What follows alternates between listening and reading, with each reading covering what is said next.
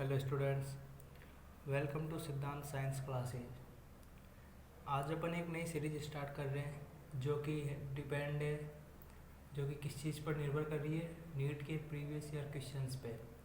तो इस सीरीज़ में अपन नीट में प्रीवियस ईयर क्वेश्चंस पे डिस्कशन करेंगे। तो उसमें सबसे पहले अपना जो चैप्टर है बायोलॉजी का chapter number 1, that is the living world, class 11 chapter number 1। तो सबसे पहले अपन क्लास 11 के चैप्टर नंबर 1 का डिस्कशन कर रहे हैं, जो कि है बायोलॉजी का द लिविंग वर्ल्ड, जिसमें सजीव जगत के बारे में बताया गया है।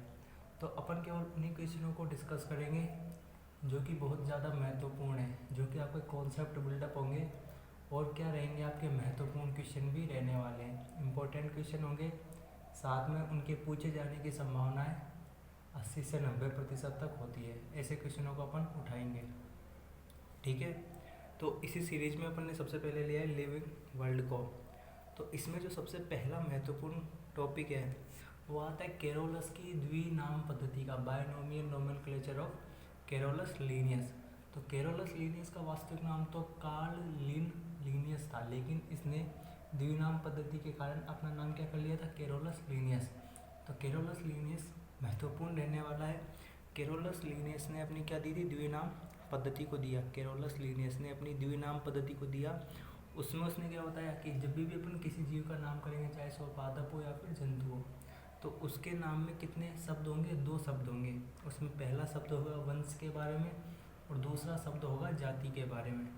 तो पहला शब्द स्पीसीज, पहला शब्द जीनस के बारे में बताता है, दूसरा शब्द बताता है वंश के बारे में। इसके बाद में याद रखना कि जब अपन इसका नामकरण करते हैं तो इटालिक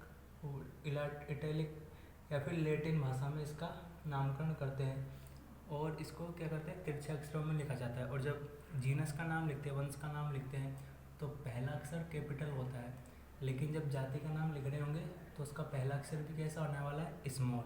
ये इम्पोर्टेंट है। अगला अपन देखते हैं वर्गीकरण पद्धति क्या होती है। तो वर्गीकरण पद्धति 3 है। कृत्रिम वर्गीकरण, दैट इज आर्टिफिशियल क्लासिफिकेशन। दूसरी होती है प्राकृतिक वर्गीकरण, दैट इज नेचुरल क्लासिफिकेशन। और तीसरी है जाति वर्तीय वर्गीकरण, फाइलोजेनेटिक क्लासिफिकेशन। सबसे पहले देखते हैं कृत्रिम वर्गीकरण को, दैट इज आर्टिफिशियल क्लासिफिकेशन। तो आर्टिफिशियल क्लासिफिकेशन दिया था लीनियस ने, आर्टिफिशियल क्लासिफिकेशन दिया गया है कैरोलस लीनियस के द्वारा। नेचुरल क्लासिफिकेशन, प्राकृतिक वर्गीकरण दिया है बेंथम और हुकर ने। प्राकृतिक वर्गीकरण किसने दिया है, बेंथम ने और हुकर ने। इसके अलावा जाति वर्तीय वर्गीकरण दिया गया आपके तख्ताजन के द्वारा। जाति वर्तीय वर्गीकरण फाइलोजेनेटिक क्लासिफिकेशन दिया है तख्ताजन ने। आपको क्या याद रखना है कि जो नेचुरल क्लासिफिकेशन दिया है प्राकृतिक वर्गीकरण बेंथम और हुकर ने। इंपॉर्टेंट चीज़ है कि जो लीनियस के द्वारा लिखी हुई किताब का नाम है स्पीसीज प्लांटेरम। लीनियस ने जो किताब लिखी है वो है स्पीसीज प्लांटेरम। बेंथम और हुकर के द्वारा लिखी हुई किताब का नाम होता है जेनेरा प्लांटेरम। इसमें क्या है, कन्फ्यूजन हो सकता है, प्लांटेरम तो कॉमन है ही, तो स्पीसीज में और जेनेरा में क्या होता है, कन्फ्यूजन होता है। तो याद रखिएगा, स्पीसीज प्लांटेरम है लीनियस की बुक का नाम और जेनेरा प्लांटेरम है बेंथम और हुकर की बुक का नाम। जाति वर्तीय वर्गीकरण किसने दिया था, आपका तख्ताजन ने। जाति वर्तीय वर्गीकरण किसके द्वारा दिया गया है, तख्ताजन के द्वारा। इसके अलावा जब अपन वर्गीकरण करते हैं तो वर्गीकरण किया आसान क्यों बनाया गया, वर्गीकरण आसान कैसे हो चुका है, टेक्सोनोमी के कारण। तो टेक्सोनोमी में क्या आते हैं, आपके ये कुछ ग्रुप्स आते हैं, ध्यान रखिएगा कि सबसे बड़ा टेक्सोनोमी का सबसे बड़ा जो प्रभाग है, टेक्सोनोमी का जो सबसे बड़ा प्रभाग है, ध्यान रखें, टेक्सोनोमी का जो सबसे बड़ा प्रभाग है वो क्या है, जगत। जगत क्या है, 2 जगत होते हैं, पादप जगत और जंतु जगत। पादप जगत और जंतु जगत। जगत से छोटी इकाई क्या है, संघ। संघ, जगत से छोटी इकाई क्या होती है, संघ। जैसे जंतु जगत को लेके चलते हैं तो कोडेटा और नॉन कोडेटा, कोडेटा और नॉन कोडेटा। संघ के बाद में क्या आता है, वर्ग। संघ के बाद में क्या आता है, वर्ग। संघ के बाद में क्या आता है, वर्ग। ध्यान दें, पादप जगत में संघ की जगह क्या लिखा जाता है, प्रभाग।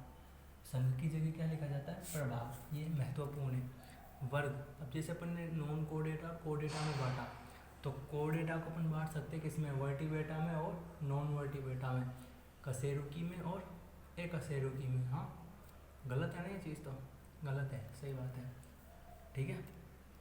ये क्या हो रहा है, गलत हो रहा है कि क्या, कोडेटा और नॉन कोडेटा वही होता है, कशेरुकी और एकशेरुकी। तो जब अपन कशेरुकी को बांटने की बात करते हैं तो अपन देखते हैं क्या, एक तो उसका बड़ा ग्रुप बांटते हैं क्या, टेट्रापोडा। एक तो कौन सा ग्रुप बांटते हैं अपन, टेट्रापोडा, जिसमें क्या आते हैं 4 पार्ट, ठीक है। एक तो कौन सा ग्रुप हो गया, टेट्रापोडा। इसके अलावा एक ग्रुप क्या है, पिसीज का, तो पिसीज का अपना एक अलग ग्रुप है। और उसके अलावा टेट्रापोडा में आप जो सब डिवाइड करते हैं किस चीज़ को, जिसमें आपके रेप्टिलिया, एम्फीबियंस, एविज और मैमल्स आते हैं, ठीक है। तो अगला क्लासिफिकेशन ऐसे ही हो जाएगा, जैसे गण, वर्ग से छोटी इकाई क्या है, गण। गण से छोटी इकाई क्या आती है, कुल, फैमिलीज। फैमिली से छोटी इकाई क्या आती है, वंश। और उससे छोटी इकाई जाति। आप ध्यान रखिए कि इसको कैसे एनसीईआरटी में कैसे दिया हुआ है कि सबसे छोटी इकाई है जाति, बहुत सारी जातियाँ मिलकर किसका निर्माण करती है, वंश का। सोलिनम, ट्यूबरोसम, सोलिनम, मेलांजिना, ये सब क्या है आपकी, क्या है यहाँ पर, ट्यूबरोसम, मेलांजिना, सोलिनम नाइग्रम में नाइग्रम, ये सब आपकी क्या है, जाति है। विथानिया, सोमनिफेरम, ठीक है। वंश क्या करते हैं, 2 या 2 से अधिक जातियाँ मिलकर किसका निर्माण करती है, वंश का। सोलिनम, ट्यूबरोसम और सोलिनम मेलांजिना, सोलिनम नाइग्रिम। यहाँ पे सोलिनम क्या है, वंश है। फिर वंश मिलकर किसका निर्माण करते हैं, कुल का। जैसे सोलेनेसी कुल हो गया, फेबेसी कुल हो गया और लिलिएसी कुल हो गया, ठीक है। सोलेनेसी कुल को कहते हैं आलू कुल, फेबेसी को कहते हैं दाल कुल, ठीक है। इसके बाद में आप देखेंगे बहुत सारे कुल मिलकर किसका निर्माण करते हैं, गण का। कुल मिलकर किसका निर्माण करते हैं, गण का। जैसे कि कुल में बात करते हैं फेनिडी और कैनिडी, आपस में मिलकर कॉर्निवेरा गण का निर्माण करते हैं। बहुत सारे गण मिलकर किसका निर्माण करते हैं, वर्ग का। और वर्ग मिलकर किसका निर्माण करते हैं, संघ का। और संघ मिलकर किसका निर्माण करते हैं, जगत का। अगला जो महत्वपूर्ण क्वेश्चन बनता है कि जाति में सर्वाधिक समानताएं पाई जाती है। जाति में क्या होती है, सर्वाधिक समानताएं पाई जाती है। जाति शब्द किसके द्वारा दिया गया है, जॉन रे के द्वारा। जाति शब्द किसके द्वारा दिया गया है, जॉन रे के द्वारा। और जाति है जो सबसे छोटी इकाई है। इसके अलावा एक बहुत ही महत्वपूर्ण क्वेश्चन होने वाला है, बायोलॉजिकल कॉन्सेप्ट ऑफ स्पीसीज।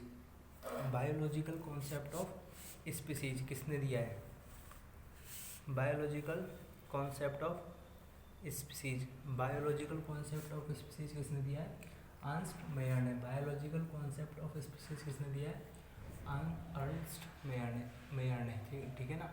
इसने किसके बारे में बताया, रिप्रोडक्टिव आइसोलेशन के बारे में, कि समान प्रकार की जातियों में क्या होता है, रिप्रोडक्शन होता है।